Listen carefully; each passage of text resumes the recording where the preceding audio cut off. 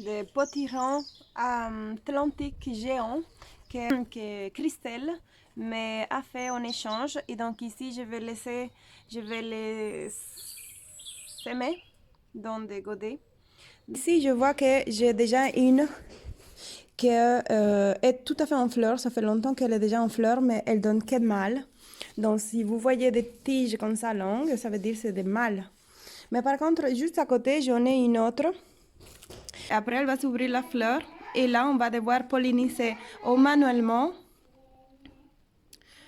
ou par les abeilles. Mais bon. Femelle avec ses fruits. Donc, comme ça, vous constatez qu'en fait, quand la fleur vient avec déjà le potiron. Donc, je ne sais pas si vous voyez. Donc, ça, c'est le petit potiron, hein, ou la courgette. Ce sont des fleurs avec les fruits. Ça, de la plante, on voit déjà qu'elle va faire une fleur femelle. Normalement, quand le mâle commence au début, donc 8 jours plus tard, il commence à donner les fleurs femelles qui portent ou qui comportent les fruits. Et ça, c'est une fleur femelle. Voilà les amis, je vais devoir polliniser avec une courgette. Ça, c'est une courgette. J'ai une plante de potiron qui est en fleur avec son fruit, mais j'ai pas de potiron mâle en fleur, donc je vais...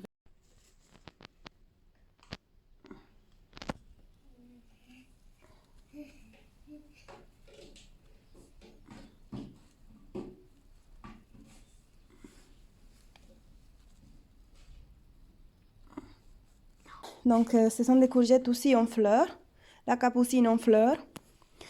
Potiron, de Cécile, potiron, voilà, tout ce qui est potiron. Cucurbitacées, les courgettes, les potirons, les potimarrons, etc. Ils aiment tout ce qui est compostage. Donc, si vous grattez, là, c'est un compost de broyat. Mais voilà, ici, je sors ma terre pour mes semis, pour les plantations, etc. Vous voyez la pelle, elle est là. Et la courgette, potiron, etc. se donne à merveille dans des terres comme ça. Donc, si je gratte un petit peu, vous voyez, je gratte, c'est humide. Hein? Et la cucurbitacée, elle va jeter des racines un peu partout. Et donc, il faut un endroit, regardez, là, j'ai des bois. Et ce que je fais, c'est que je vais mettre là, mais pas une, mais style 15 là-dedans. Et ils vont pouvoir tous manger autant qu'ils veulent parce qu'il y a suffisamment à manger là-dedans pour beaucoup de plantes. Ici, je fais un autre compost parce qu'ils n'aiment pas que la présence, qu'on les dérange. Voilà, ils aiment bien courir. Et vous les laissez courir tout ce qu'ils veulent. Ici, c'est une autre zone où je mets aussi des cucurbitacées. Vous voyez, c'est voilà. Donc, il y a un petit peu de l'ombre en journée. Mais là, je mets et elle va grimper sur des bambous. Et des fois, je trouve des potirons à l'intérieur de ces tas de bambous. Mais comme ils sont oranges, je les vois. Regardez celle-là. Elle est en train de bouffer, mais bouffer celle-là. Ma petite courgette. Non, mais ça va pas, non. Tige. Mais c'est pas grave parce qu'elle va se renforcer. Hein. Bien ou bien elle est mangée de la tige. Comme ici, il y en a une déjà en train de bouffer la tige. Mais ça, vous n'allez pas échapper. Hein.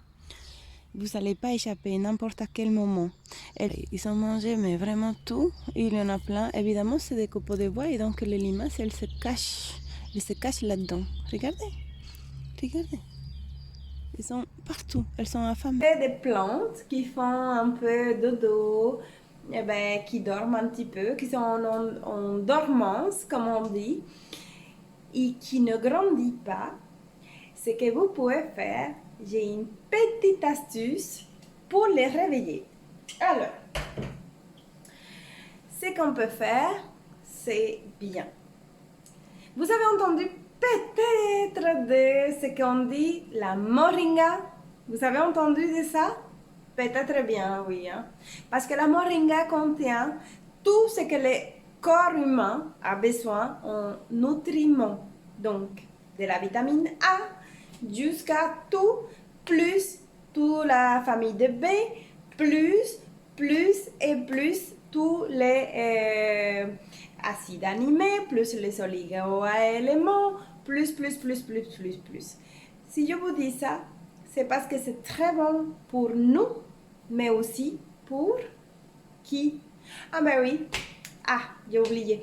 Pour les plantes, les amis, les plantes ont besoin des acides aminés aussi, surtout si sont des tropicales, si elles viennent d'autres pays, comme, je sais pas, comme Cuba, par exemple. Dans ce cas-ci, c'est Cuba. Non, les plantes tropicales, comme la tomate, les avocatiers, beaucoup de plantes qui viennent des tropiques ont besoin des acides aminés. La moringa vient aussi des tropiques. Mais la moringa, c'est une plante qu'on dit c'est l'arbre de vie. Et 100%, vous pouvez être sûr, vous mettez ça sur vos petites plantes qui ne grandissent pas. Même si vous voulez changer la terre, tant mieux parce que ça va apporter quelque chose de mieux. Mais si vous ne voulez pas changer la terre, je vous dis, vous mettez. Alors, je vais vous montrer. Je vous montre ça. Ça, c'est la moringa qu'on boit normal tous les jours. Juste une par jour. Moi, je n'ai pas besoin de vitamines, de rien. J'ai rien besoin, ni du fer, ni du cuivre, ni du zinc, rien. Je ne prends rien. Avec ça, je fais une prise de sang et je ne manque de rien. Oui, je manque d'une chose, la vitamine D. Mais ça, c'est normal parce qu'on est... voilà, c'est normal. Ça, la plupart des gens ont besoin de vitamine D. Mais ça, c'est une capsule, petite capsule comme ça. Vous l'ouvrez. Je ne vais pas le faire. Mais normalement, on boit ça le matin en mangeant. Et on ouvre ça et on le met sur la plante, on arrose. Et dites-moi si dans les 3 jours, cette plante n'a pas grandi. Il n'y a pas de pesticides dedans, il n'y a rien de logique. Il y a juste des micro-éléments, il y a juste tout ce que la plante a besoin. Surtout quand il s'agit de poivrons, tomates, aubergines, des avocatiers, des citronniers, tout ce qui est tropical. Ils ont besoin de micro-éléments qu'on ne trouve pas. La moringa, elle est remplie, elle est complète. Si vous n'avez pas ça, il y a sur le marché de la poudre. Ça se vend en sachet et c'est la poudre. Aussi d'une autre plante qu'il s'agit de la... Enfin, ce n'est pas une plante, pardon. Je m'excuse. Ce n'est pas une algue, mais c'est plutôt une bactérie ou une... On dit que c'est une algue, la spiruline. Mais la spiruline n'est pas une algue. La spiruline, c'est une microbactérie, je pense. Et elle est dans... Enfin voilà, je ne vais pas rentrer dans l'explication de comment on produit la spiruline, mais la spiruline, elle a du cuivre, du zinc.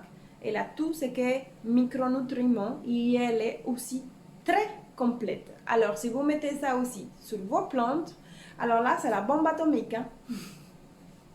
Que la plante doit pousser dès qu'elle va pousser. C'est pas rigoler, je ne rigole pas, je vous jure, elle va pousser.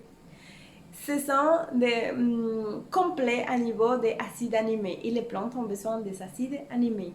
Ça, c'est pas la décoction, mais c'est 6 à 7 cuillères de moringa, spiruline. Donc, c'est la spiruline normale, la verte. Hein. Et on met dedans en poudre. Et on met de l'eau dedans. Donc, alors, on peut la secouer.